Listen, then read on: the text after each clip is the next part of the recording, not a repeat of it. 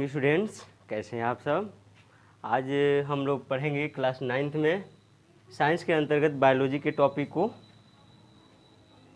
जिसमें हम कोशिकांगों के बारे में स्टडी कर रहे हैं। तो कोशिकांग दो प्रकार के होते हैं, एक द्विकलायुक्त, एक एकल कलायुक्त। तो द्विकलायुक्त कोशिकांगों के बारे में अभी तक आप लोगों ने पढ़ा है, केंद्रक, माइटोकॉन्ड्रिया के बारे में।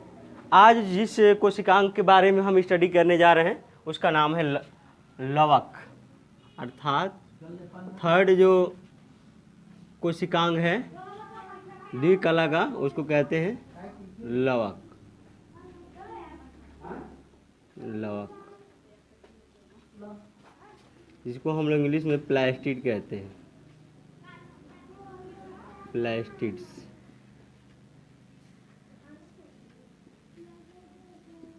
याद रखेंगे इस कोशिकांग का मुख्य इम्पोर्टेंट बात क्या है। इसका मुख्य विशेषता है कि यह कोशिकांग सिर्फ पौधों में पाया जाता है, पादप कोशिकाओं में पाया जाता है, अर्थात प्लांट सेल में पाया जाता है। तो कह सकते हैं कि जो लवक होते हैं सिर्फ प्लांट सेल में पाए जाते हैं, सिर्फ पौधों में पाए जाते हैं, पादप कोशिकाओं में पाए जाते हैं। ये कैसे होते हैं, तो ये गोलाकार होते हैं, अंडाकार होते हैं, गोलाकार अंडाकार होते हैं। और एक कोशिका में 10 से 100 की संख्या में हो सकते हैं। तो इसके बारे में आप लोग नोट कर सकते हैं कि लवक सिर्फ पादप कोशिकाओं में पाए जाते हैं। लवक सिर्फ पादप कोशिकाओं में पाए जाते हैं।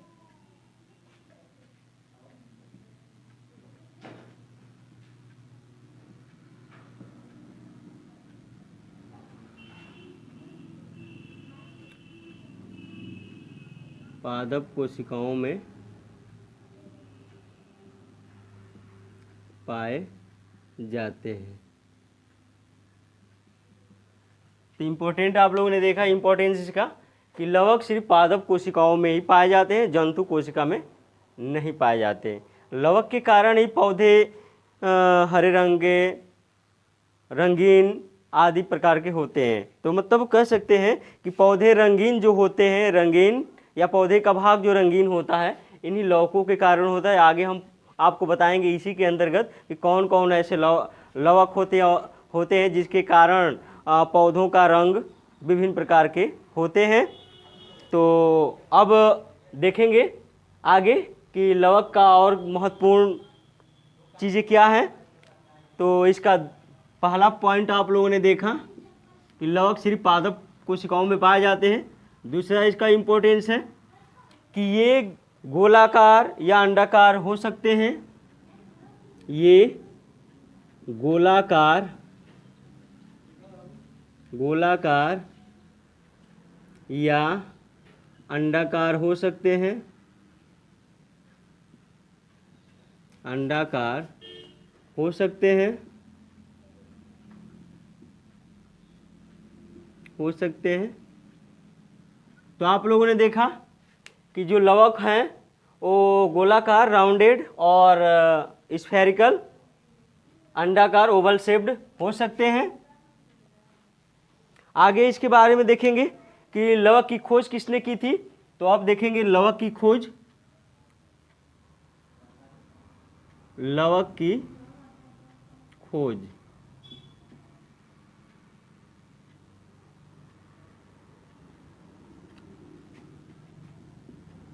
Discover of plastids.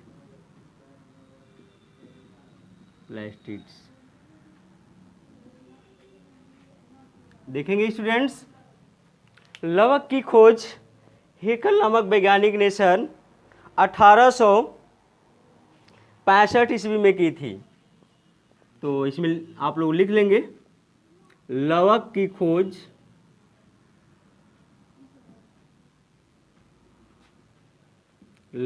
खोज सन 1865 ईस्वी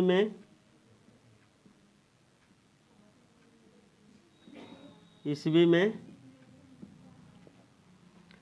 हेकल नामक वैज्ञानिक ने, इसको हेकल भी कहीं कहीं कहा जाता है, हेकल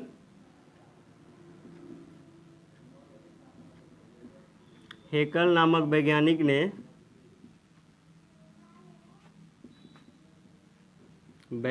ने किया था।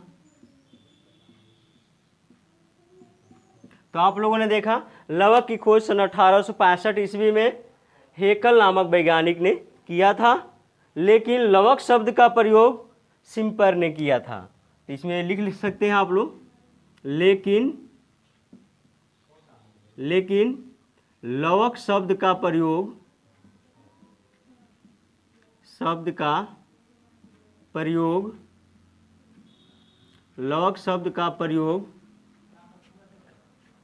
सन 1885 ईस्वी में, सन 1885 ईस्वी में, सन 1885 ईस्वी में सिम्पर नामक वैज्ञानिक ने किया था। सिम्पर नामक वैज्ञानिक ने किया था।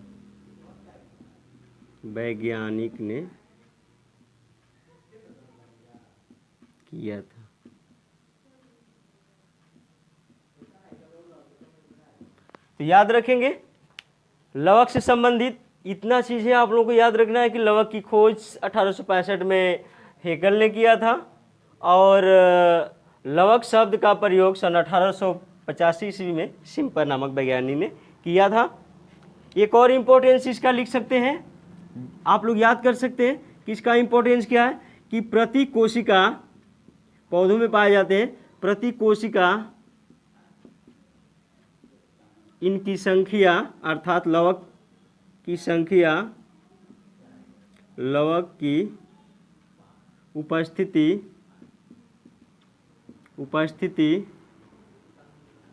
10 से 1000 तक हो सकती है, 10 से 100 तक हो सकती है, 100 तक हो सकती है। मतलब एक कोशिका में लवक 10 से 100 तक हो सकते हैं। ये लवक से संबंधित कुछ इम्पोर्टेंस रहा। आगे देखेंगे हरित लवक के प्रकार, लवक के इसको मिटा देते हैं।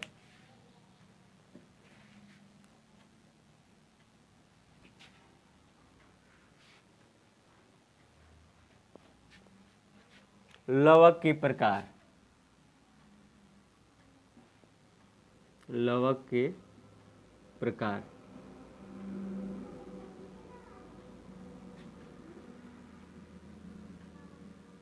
Types of plastids.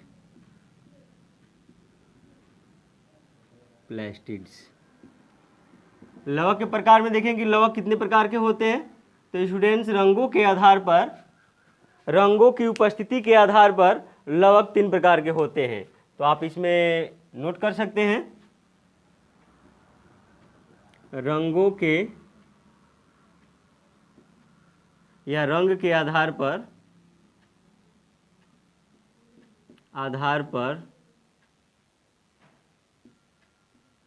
लवक 3 प्रकार के होते हैं, 3 प्रकार के होते हैं।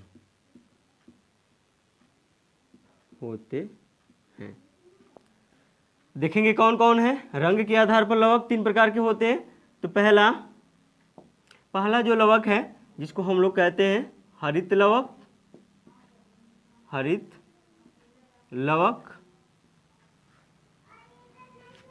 जिसको हम लोग क्लोरोप्लास्ट कहते हैं,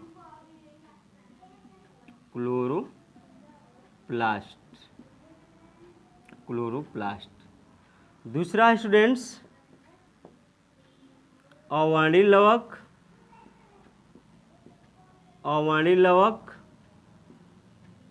जिसको कहते हैं इंग्लिश में ल्यूकोप्लास्ट, ल्यूकोप्लास्ट। और तीसरा जो लवक है उसको कहते हैं वर्णी लवक, वर्णी लवक, जिसको इंग्लिश में कहते हैं क्रोमोप्लास्ट, क्रोमोप्लास्ट। तो ये लवक के प्रकार हो गए रंग के आधार पर। याद रखेंगे हरित लवक जो होता है हरे रंग का होता है, क्योंकि रंगीन वर्ण इसमें हरे रंग का वर्णक क्लोरोफिल पाया जाता है। अवर्णी लवक रंगहीन होता है, इसका कोई कलर नहीं होता है, रंगहीन लवक होता है। और वर्णी लवक जो होता है ये रंगीन लवक होती है, अर्थात हरे रंग को छोड़कर बाकी जितने भी रंग होते हैं वे वर्णी लवक के अंतर्गत आते हैं, जैसे लाल, पीला, नीला आदि। तो इसको हम डिटेल से पढ़ेंगे आगे। तो पहला हमारा टॉपिक होगा लवक के प्रकार में हरित लवक। तो स्टूडेंट्स याद रखेंगे यहाँ से ढेर सारे क्वेश्चन आपके एग्जाम में पूछे जाते हैं कि लवक कितने प्रकार के होते हैं, या अवर्णी लवक क्या होता है, वर्णी लवक क्या होता है, हरित लवक क्या होता है, हरित लवक की खोज किसने की थी, हरित लवक पाया कहाँ जाता है। तो हम इसके अंतर्गत अब स्टडी करने जा रहे हैं। तो हमारा पहला टॉपिक है हरित लवक।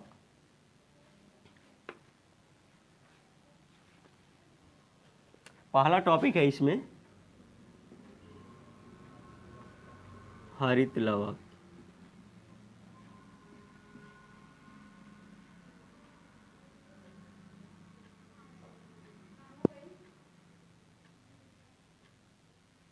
हरित लवक इसको हम लोग इंग्लिश में कहते हैं क्लोरोप्लास्ट, क्लोरोप्लास्ट।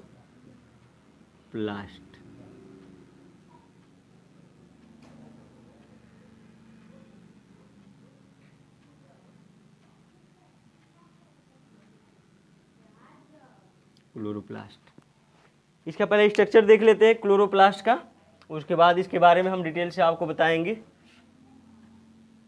हरित लवक का स्ट्रक्चर कैसा होता है। तो चित्र से आप लोग घबराना नहीं, हम पहले ही बता रखे हैं कि चित्र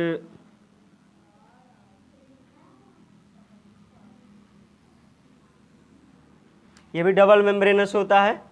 डबल मेम्ब्रेनस का मतलब कि डबल आवरण युक्त होता है। आपको पता है कि उसी के बारे में पढ़े, डबल मेम्ब्रेनस सेल ऑर्गेनल्स।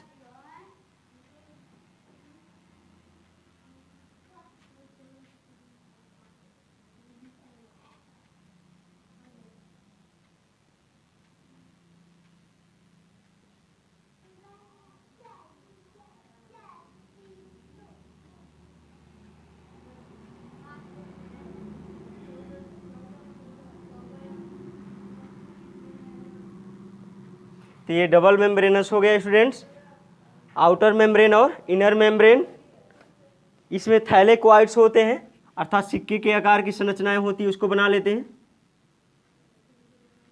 ये सिक्के के आकार की संरचनाएं होती हैं, इसको थैलेकोइड्स कहा जाता है। ये एक दूसरे पर रैप्ड होती है, एक दूसरे को घेरे हुए होती हैं, चपटे आकार की होती हैं।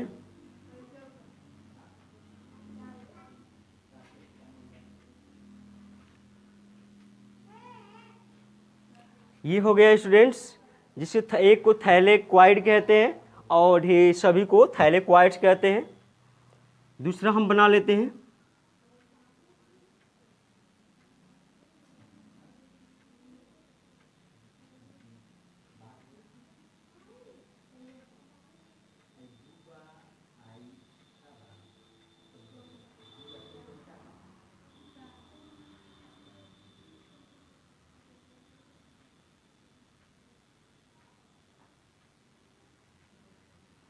ये हो गए, ये एक दूसरे से जुड़े होते हैं, इंटरग्रेना जिसको बोलते हैं, जिसके द्वारा ये जुड़े होते हैं।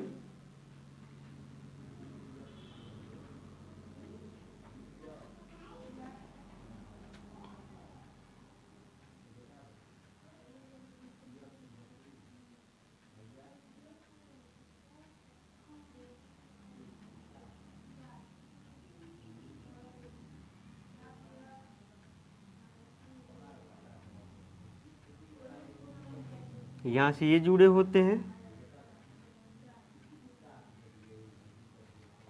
तो याद रखेंगे स्टूडेंट, इसको थैलेकोइड्स बोलते हैं। पहले इनका नामकरण कर देते हैं। तो याद रखेंगे, ये आउटर मेम्ब्रेन होगी इसकी, इसको बोलते हैं आउटर मेम्ब्रेन, बाहरी आवरण हिंदी में कहते हैं बाह्य आवरण, बाह्य आवरण, या बाह्य झिल्ली भी लिख सकते हैं, बाह्य झिल्ली, बाह्य झिल्ली जिसको आउटर मेम्ब्रेन बोलते हैं,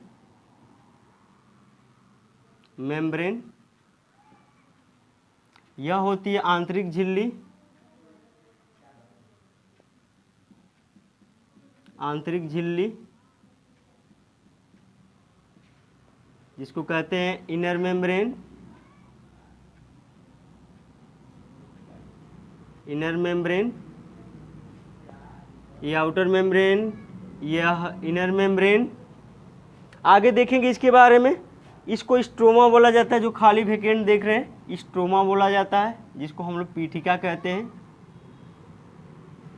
पीठिका इंग्लिश में स्ट्रोमा, स्ट्रोमा कहते हैं।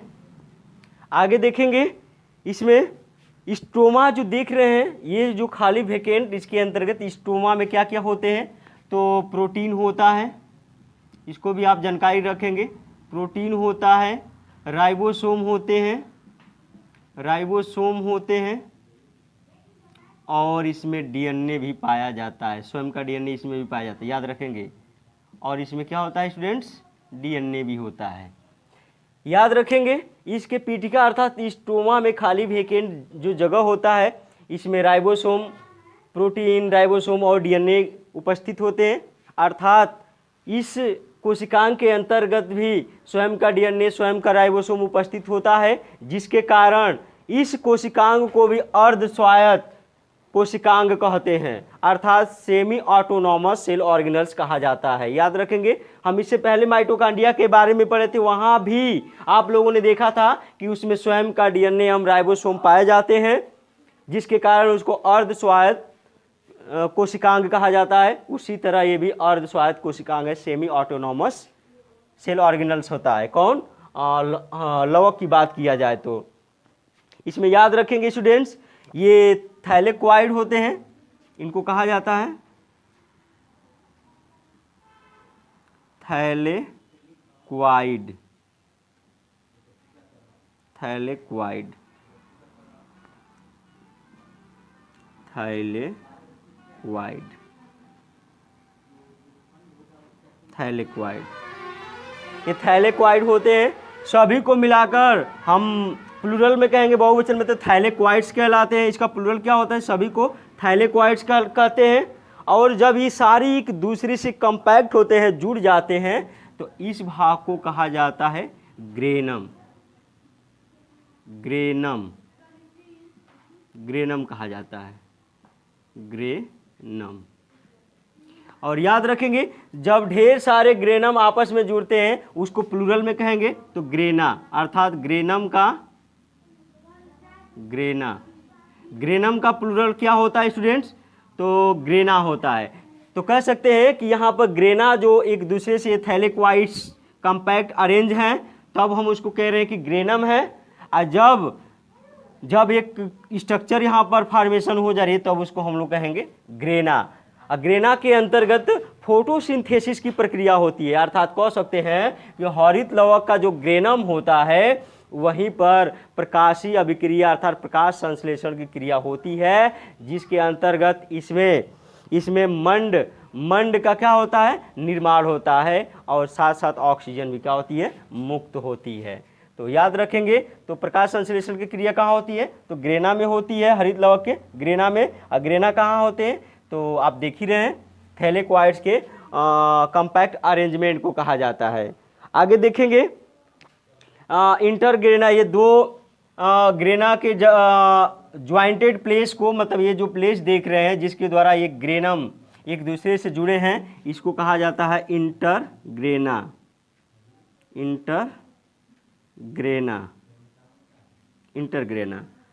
तो याद रखेंगे ये सारी चीज़ें। क्या क्या है, इनका फंक्शंस क्या हैं, इसका क्वालिटी की मतलब इसके कार्य क्या हैं, ये आगे हम बताएंगे कार्य के बारे में। तो इसमें मुख्य बातें क्या है कि जो बाह्य झिल्ली होती है इसको चारों ओर से घेरे रखती है। आंतरिक झिल्ली जो इसके आंतरिक जो पदार्थ होते हैं, मटेरियल्स होते हैं, उसको घेरे रखती है,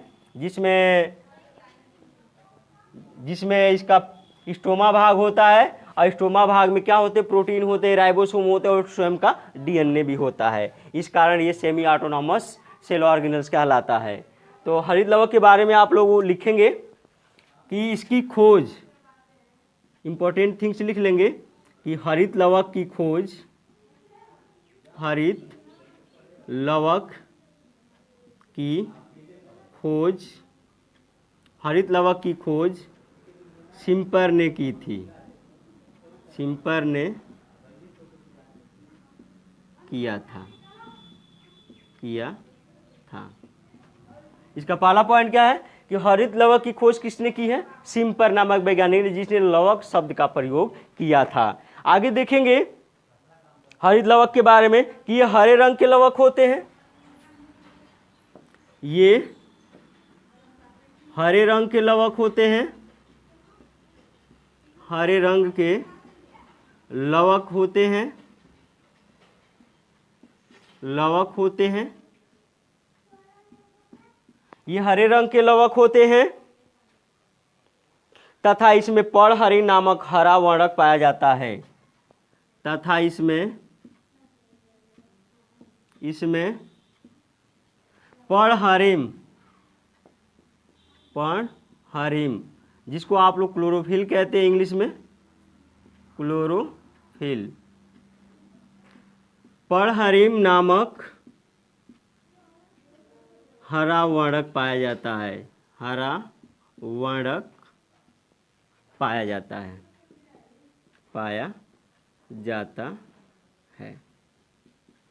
तो आप लोगों ने देखा यहाँ पर कि ये हरे रंग के लवक होते हैं तथा इसमें पर्णहरिण नामक हरा वर्णक पाया जाता है, जिसके कारण ये हरे रंग के होते हैं। याद रखेंगे एक और चीज़ कि जितने भी प्लांट्स के पार्ट होते, प्लांट के भाग होते, पौधों के भाग होते हैं, यदि हरे रंग के हैं तो उसमें हरित लवक पाया जाता है। तो अगला पॉइंट लिख लेंगे,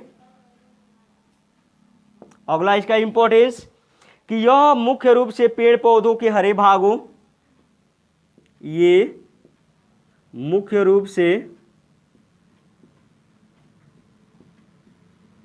पेड़ पौधों के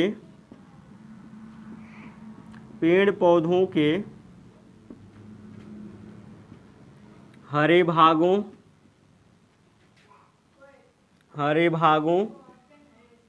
जैसे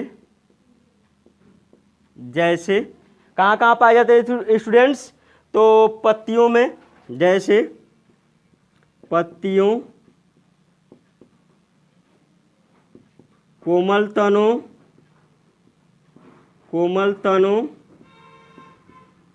जो पौधों का कोमल तना होता है वो भी हरे रंग का होता है, तो कोमल तनों तथा अपरिपक्व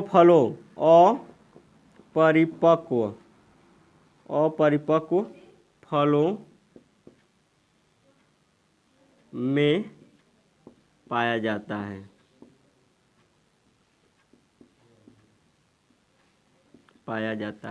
यहाँ पर अपरिपक्व फलों का मतलब होता है स्टूडेंट्स कच्चे फल।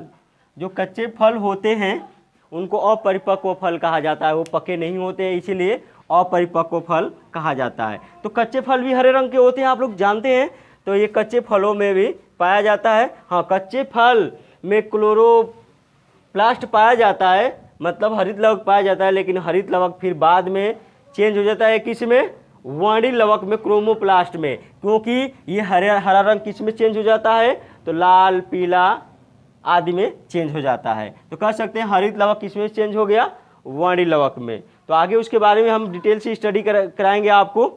तो आप लोगों ने देखा हरित लवक से संबंधित पॉइंट्स। आगे देखेंगे दूसरा जो पार्ट है, हरित लवक पहला था, दूसरा था अवर्णिल लवक। अवर्णिल लवक के बारे में पढ़ते हैं।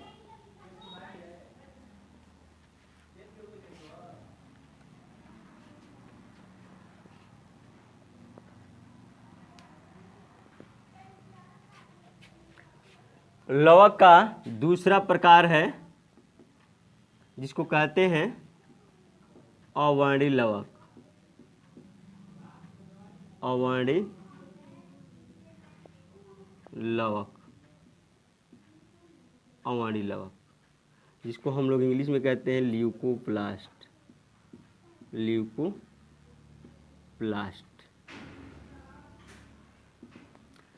याद रखेंगे स्टूडेंट्स, जो ये अवर्णी लवक होते हैं, जो ये अवर्णी लवक होते हैं, ये रंगहीन होते हैं, मतलब विदाउट कलर होते, कलरलेस होते हैं, मतलब इसका कोई रंग नहीं होता है।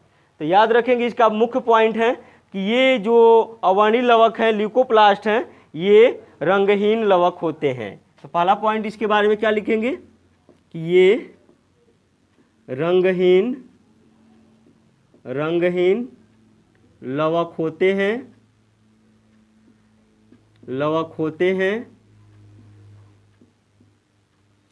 ये रंगहीन लवक होते हैं एवं पौधों के उन भागों में पाए जाते हैं जहां पर सूर्य का प्रकाश नहीं पहुंचता है, तथा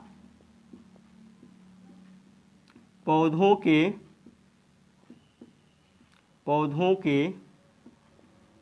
उन भागों में पाए जाते हैं, उन भागों में पाए जाते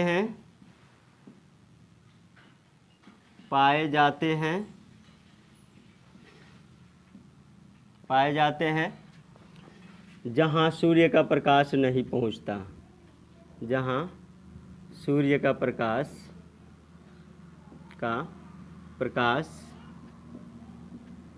नहीं पहुंचता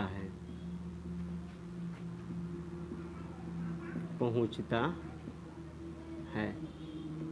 तो आप लोगों ने देखा, ये रंगहीन लवक होते हैं तथा पौधों के उन भागों में पाए जाते हैं जहां सूर्य का प्रकाश नहीं पहुंचता है। तो आपको बता दें कि पौधों का वो कौन सा भाग होता है जहां सूर्य का प्रकाश नहीं पहुंचता है। तो फल के अंदर, जड़ के, भूमि के अंदर जो जड़ें होती हैं, भूमि के अंतर्गत जो तना होते हैं या फ्रूट्स होते हैं जो भूमि के अंदर से पौधों की से प्राप्त होते हैं, उन भागों में पाया जाता है। स्पेशली आप लोगों को कहा जाए कि पौधों की जो जड़ें होती हैं उसमें मुख्य रूप से अवर्णी लवक ही होते हैं, और भूमि के अंतर्गत यदि तना भी है, यदि जड़ भी है, तो उनमें अवर्णी लवक ही होते हैं। तो अवर्णी लवक कई प्रकार के होते हैं। तो पहले यहाँ आगे पढ़ेंगे कि अवर्णी लवक पौधों के विभिन्न भागों में, लिख सकते हैं, भोजन का संचय करते हैं। अवर्णी लवक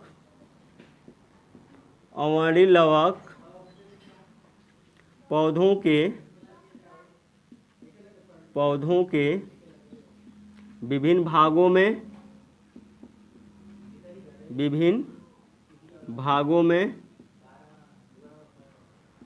अवर्णी लवक पौधों के विभिन्न भागों में खाद्य पदार्थों को संचित करते हैं।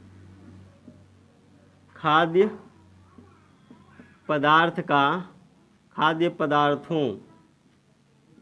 को संचित करने का कार्य करते हैं।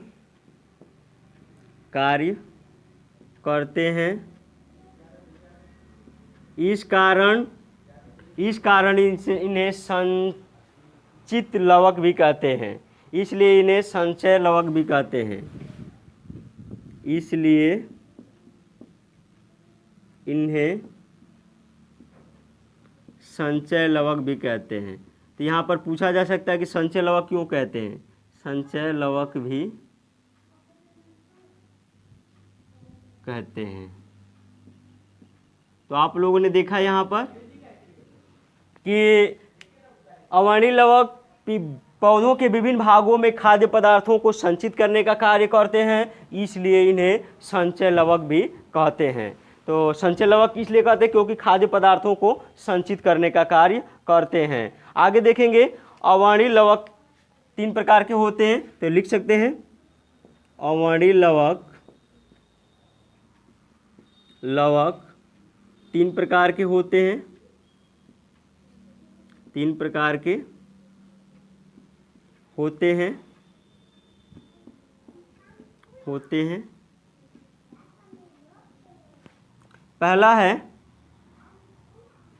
पहला अवर्णी लवक का प्रकार है जिसको कहते हैं मंड लवक। मंड लवक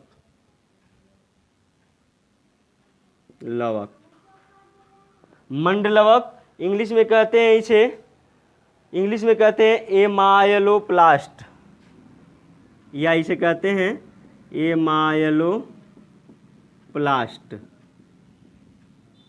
एमाइलोप्लास्ट।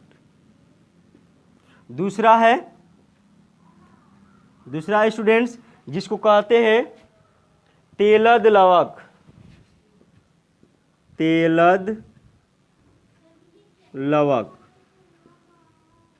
इसको कहते हैं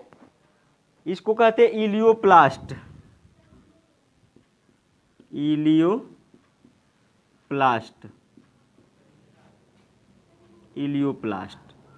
और तीसरा है स्टूडेंट्स जिसको कहते हैं प्रोटीनोप्लास्ट। प्रोटीन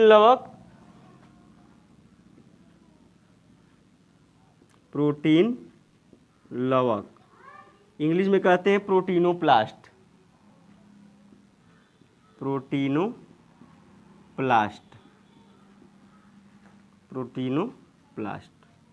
तो आप लोगों ने देखा यहाँ लवक तीन प्रकार के, मंड लवक, एमाइलोप्लास्ट, तेलक लवक, इलियोप्लास्ट एंड प्रोटीन लवक, प्रोटीनोप्लास्ट। ये किसके प्रकार है? अवर्णी लवक के प्रकार है। इसके बारे में थोड़ा और डिटेल से पढ़ते हैं। किसके बारे में? तो अवर्णी लवक के तीनों प्रकार के बारे में। तो यहाँ से एक एक करके पढ़ेंगे।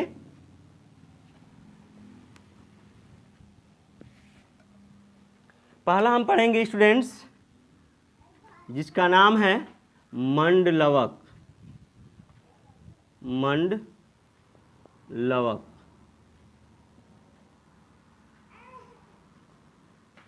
लवक जिसको इंग्लिश में कहते हैं एमाइलोप्लास्ट।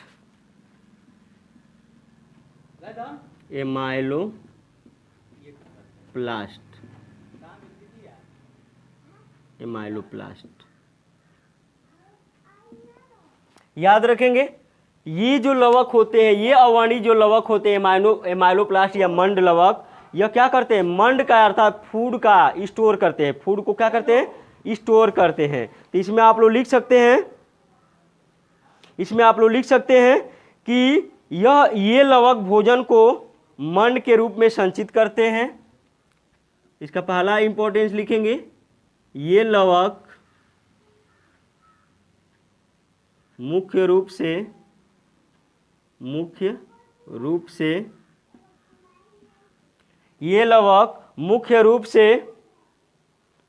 भोजन को मंड के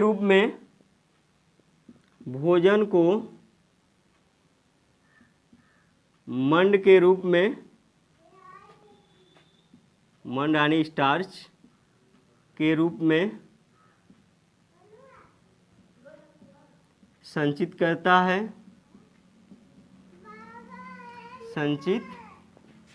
है। तो यह लवक का मुख्य कार्य क्या है? भोजन को मंड या स्टार्च के रूप में क्या करना? संचय करना। एग्जाम्पल देखते हैं तो आपको समझ में आएगा। जैसे इसका एग्जाम्पल देखेंगे स्टूडेंट्स, तो जैसे आप देख सकते हैं किसमें यह संचय करता है, तो गेहूं में करता है, और किस में करता है? कह सकते हैं मक्का में करता है, गेहूं में करता है, आलू में करता है। तो याद रखेंगे, लिख सकते हैं मक्का, गेहूं,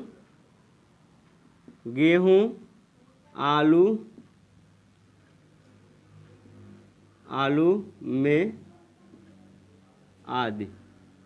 इस सब में क्या करता है? तो भोजन का संचय मंड के रूप में करता है। तो ये रहा किसके बारे में? मंड लवक के बारे में, जो अवर्णी लवक का पहला प्रकार है। अब दूसरा प्रकार देखेंगे जिसको कहते हैं तेलद लवक। तो उसके बारे में देखते हैं। दूसरा अवर्णी लवक का प्रकार है जिसको कहते हैं तेलद लवक।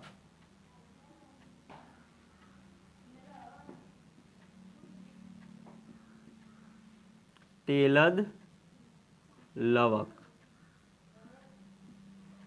तेलद लवक, जिसको इंग्लिश में कहते हैं स्टूडेंट्स, जिसको इंग्लिश में कहते हैं इलियोप्लास्ट, इलियो या इलायोप्लास्ट भी कहते हैं, इलियोप्लास्ट या इलायोप्लास्ट भी पढ़ा जाता है इसे, इलियोप्लास्ट, इलियोप्लास्ट। यहाँ पर देखेंगे इसे इलायोप्लास्ट भी कहते हैं। तो तेलद लवक क्या करते हैं, तो ये लवक फूड मटेरियल को कह सकते हैं कि वसा के रूप में एकत्र करते हैं, संचित करते हैं। तो लिख सकते हैं कि ये भोजन को वसा के रूप में संचित करता है, ये भोजन को वसा के रूप में, फैट वसा के रूप में संचित करता है, संचित करता है। तो आप लोगों ने देखा यहाँ पर कि जो यह लवक होता है तेलद लवक, यह वसा के रूप में भोजन को क्या करता है, संचय करता है। एग्जाम्पल देखेंगे तो आप क्लियर हो जाएगा। जैसे आप देखेंगे किसके अंतर्गत, तो नारियल के अंतर्गत। नारियल क्या है, नारियल आप लोगों ने देखा होगा, खाया भी होगा, जिसमें यह भोजन को स्टोर करता है, लेकिन उसमें से ऑयल भी क्या होता है, निकलता है। और वह ऑयल का स्टोर कौन की करता है, तो तेलद लवक करता है। नारियल में और किस में, अरंडी में, अरंडी में भी क्या होता है, वसा होता है। और क्या हो सकता है, तो सरसों आप लोगों के सामने है, सरसों में भी यह वसा का संचय करता है। बहुत सारे प्लांट्स हैं जिसमें यह वसा का संचय होता है, जैसे सूरजमुखी हो गया आपका, और भी हो सकते हैं। तो ये तेलद लवक के क्या हो गए, एग्जाम्पल हो गए, जिसमें भोजन का जो संचय होता है वसा के रूप में होता है। आगे देखेंगे किसके बारे में, तो तीसरा जो प्रकार है अवर्णीय लवक का, जिसको कहते हैं प्रोटीनोप्लास्ट, सी है, जिसको कहते हैं प्रोटीन लवक, इसको कहते हैं स्टूडेंट प्रोटीन लवक। ये प्रोटीन को स्टोर करते हैं, प्रोटीन। अब तीसरा प्रकार पढ़ेंगे अवर्णीय लवक का, जिसका नाम है प्रोटीन लवक, जिसको हम लोग इंग्लिश में प्रोटीनोप्लास्ट कहते हैं। प्रोटीनोप्लास्ट क्या करते हैं, प्रोटीन का क्या करते हैं, स्टोर करते हैं। तो लिख सकते हैं ये प्रोटीन के रूप में भोजन का संचय करते हैं। चाहे ये लिख सकते हैं, ये भोजन को प्रोटीन के रूप में संचय करते हैं। तो लिख सकते हैं ये भोजन को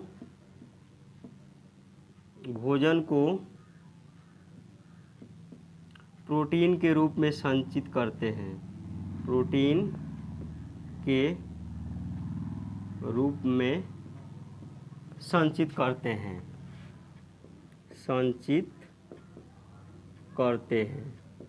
या संचित करता है। ये भोजन को किस रूप में संचित करता है, प्रोटीन के रूप में। जैसे इसका एग्जाम्पल देखेंगे तो आप समझ पाएंगे। जैसे विभिन्न दालों के बीज पत्र, जो विभिन्न प्रकार की दालें होती हैं उनके बीज पत्र अभी बता रहे हैं। एग्जाम्पल पहले देख लेंगे। जैसे विभिन्न प्रकार के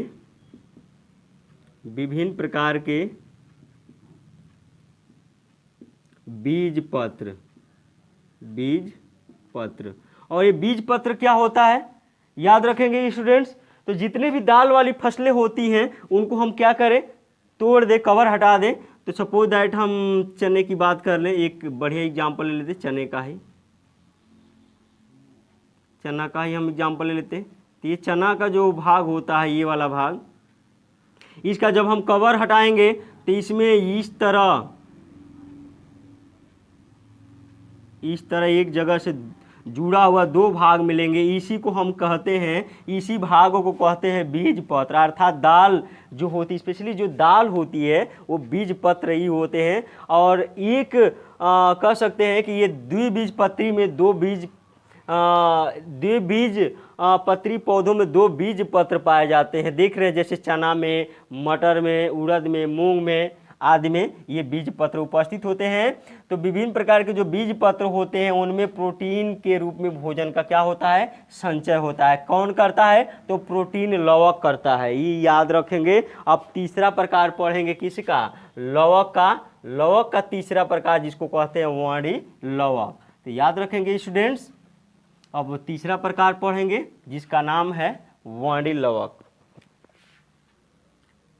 तीसरा जो प्रकार है जिसको कहते हैं वर्णी लवक, वर्णी लवक, जिसको इंग्लिश में कहते हैं क्रोमोप्लास्ट। क्रोमोप्लास्ट, क्रोमोप्लास्ट याद रखेंगे। इसका इंपॉर्टेंस क्या है कि ये रंगीन लवक होते हैं और पौधों में जितने भी रंगीन भाग होते हैं हरे रंग को छोड़कर, चाहे फल, पका फल हो गया, चाहे उसका फ्लावर्स हो गए, वो सब वर्णी लवक के कारण होते हैं। तो लिख सकते हैं ये रंगीन लवक होते हैं, ये रंगीन लवक होते हैं, रंगीन लवक होते हैं जो कहाँ कहाँ पाए जाते हैं, तो जो परिपक्व तथा परिपक्व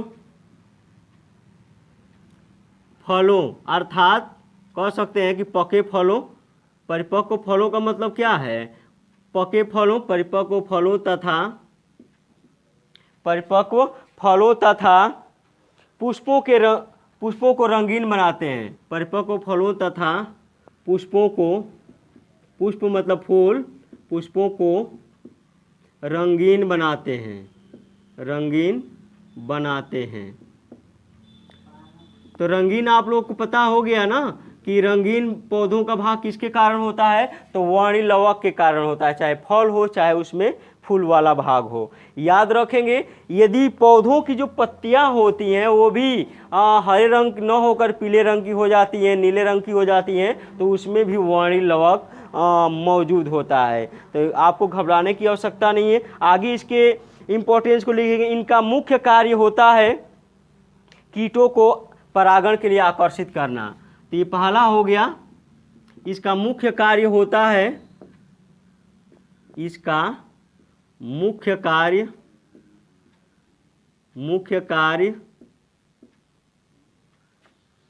कीटों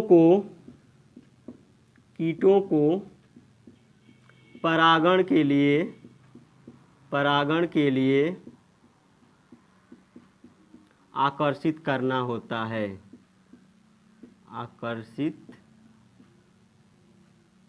करना है।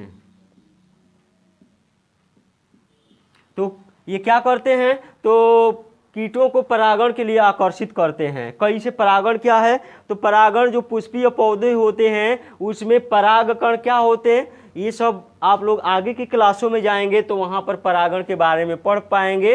तो परागण में नर भाग क्या होता है, मादा भाग पर पहुँचता है, नर भाग मादा भाग पर पहुँचता है, यह क्रिया परागण कहलाती है। तो आगे की क्लासों में आपको पढ़ना है। तो इसका मुख्य कार्य क्या है, कीटों को, मतलब कीट क्या होते हैं, रंगीन भागों को देखकर आकर्षित होते हैं और एक पुष्प पर दूसरे पुष्प पर बैठते रहते हैं, जिससे उनके पैर में परागकण चिपक जाता है और एक पुष्प से दूसरे पुष्प पर चला जाता है। उसी प्रक्रिया को हम लोग परागण कहते हैं। आगे देखेंगे कि रंगीन बीज तथा फल विभिन्न प्राणियों को, रंगीन बीज तथा फल, रंगीन बीज तथा फल प्राणियों को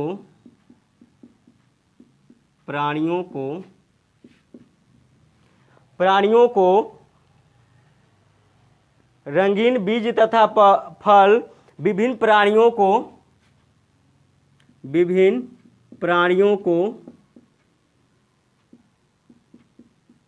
विभिन्न प्राणियों को क्या करता है, आकर्षित करता है, विभिन्न प्राणियों को अपनी ओर आकर्षित करता है, को अपनी ओर आकर्षित करता है आकर्षित करता है, अपनी ओर आकर्षित करता है, जिससे प्रकीर्णन में सहायता मिलती है, जिससे प्रकीर्णन में सहायता मिलती है, सहायता मिलती है, प्रकीर्णन में सहायता मिलती है। आगे इसके बारे में आप लोग पढ़ सकते हैं, जान सकते हैं। ये एक दूसरे में परिवर्तित होते रहते हैं, अर्थात कह सकते हैं कि यह जो लवक होते हैं, यह मतलब हरित लवक हो गया, वर्णी लवक हो गया या अवर्णी लवक हो गया, एक दूसरे में परिवर्तित होते रहते हैं। तो ये लवक एक दूसरे में परिवर्तित होते रहते हैं, परिवर्तित होते रहते हैं, होते रहते हैं। जैसे अब जानेंगे तब ना, तो पहले इसको देखेंगे जैसे करके इसमें कैसे कैसे ये लवक एक दूसरे में परिवर्तित होते हैं। तो आप लोग देखेंगे कि यह जो हरित लवक होता है, तो हरित लवक किस में पाया जाता है? तो हरा टमाटर में, हरे टमाटर में, हरी मिर्च में कौन सा लवक पाया जाता है? तो याद रखेंगे स्टूडेंट, हरे टमाटर में, हरी मिर्च में वो हरित लवक पाया जाता है। मतलब कह सकते हैं हरे रंग के होते हैं तो हरित लवक पाया जाता है। तो हरे टमाटर और हरी मिर्च में हरित लवक पाया जाता है, जो चेंज हो जाता है किसमें? लाल, मतलब ये पक जाता है, परिपक्व हो जाता है। परिपक्व जब हो जाता है, मतलब ये पक जाता है, तो किसमें चेंज हो जाता है स्टूडेंट्स? तो लाल रंगों में चेंज हो जाता है, लाल रंगों में चेंज हो जाता है। ठीक है, तो यहाँ पर आपको पता हो गया कि जो हरे रंग होते हैं अर्थात हरित लवक होता है, वे लाल रंगों में चेंज हो जाते हैं। लाल रंग क्या है? वर्णी लवक होता है। तो यहाँ पर हरित लवक किसमें चेंज हो गया? वर्णी लवक में चेंज हो गया। इसी तरह आप देखेंगे कि अवर्णी लवक होता है, तो अवर्णी लवक किसमें पाया जाता है? तो आलू में पाया जाता है। और आलू कहाँ होता है? भूमि के अंदर होता है। कभी कभी आलू का भाग क्या होता है कि भूमि के ऊपर आ जाता है। मतलब आलू जो आप किसान लोग क्या करते हैं, खेती करते हैं, तो उसका जो आलू का जो तना होता है, जो फल होता है, वो ऊपर आ जाता है और सूर्य का प्रकाश उसको लगता है तो वो हरे रंग का हो जाता है, उसके अंतर्गत हरे रंग का हो जाता है। तो यहाँ देख रहे हैं कि आलू क्या है? अवर्णी लवक है। और किस में चेंज हो गया है? तो हरे रंग में चेंज हो गया, तो हरित लवक में चेंज हो गया। इसीलिए यहाँ पर हमने लिखा है कि ये लवक एक दूसरे में परिवर्तित होते रहते हैं। जैसे हरे टमाटर और हरी मिर्च का लाल रंगों में परिवर्तित होना, और अवर्णी लवक जैसे आलू का हरा होना। तो अब देखेंगे वर्णी लवक भी खत्म हो गया। अब देखेंगे लवक के अगले टॉपिक को, जिसका नाम है, अगले टॉपिक को पढ़ेंगे लवक के बारे में, जिसका नाम है इसका कार्य। लवक का कार्य क्या क्या है? तो लवक का कार्य, functions of plastid, functions of plastids याद रखेंगे। पहला, यह फूड मटेरियल को स्टोर करता है, इतना तो कंफर्म है। आप लोग को हम बताते आ रहे हैं कि हरित लवक के ग्रेना में प्रकाशीय अभिक्रिया द्वारा, हरित लवक के ग्रेना में, ये सब हम फिगर में बना रखे हैं आपको, ग्रेना में प्रकाशीय अभिक्रिया द्वारा, प्रकाशीय अभिक्रिया द्वारा अर्थात फोटोसिंथेसिस द्वारा, प्रकाशीय अभिक्रिया द्वारा एटीपी NADPH बनाए जाते हैं। एटीपी तथा NADPH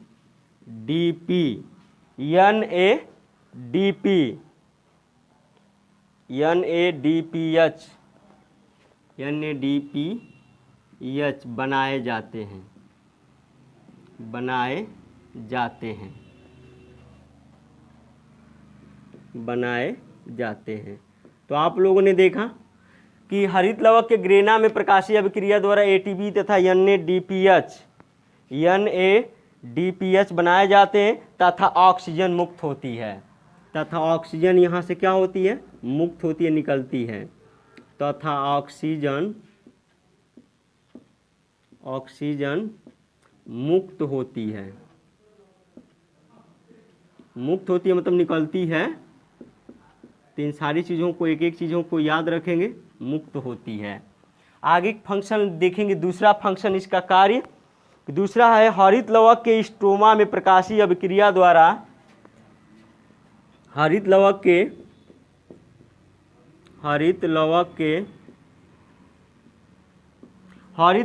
के स्ट्रोमा में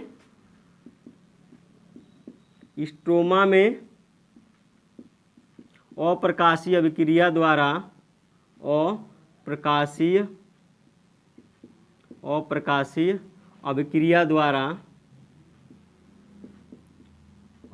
द्वारा शर्करा का संश्लेषण होता है, शर्करा का निर्माण होता है या संश्लेषण होता है, शर्करा का निर्माण होता है,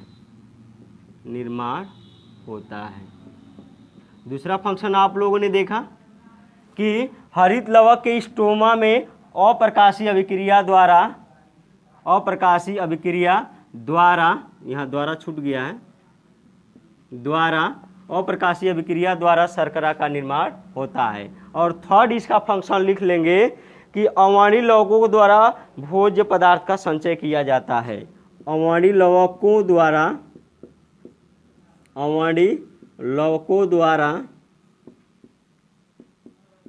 भोज्य पदार्थों का संचय किया जाता है, भोज्य पदार्थों का संचय किया जाता है,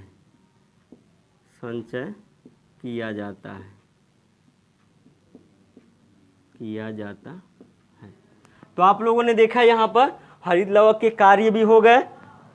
तो इस तरह से यह जो टॉपिक है लवक से संबंधित, ये फिनिश हुआ, ख़त्म हुआ। इससे संबंधित आपको यदि क्वेश्चंस पूछने हैं, अर्थात लवक से संबंधित क्वेश्चन आपको पूछने हैं, तो कमेंट बॉक्स में लिख कर दे सकते हैं।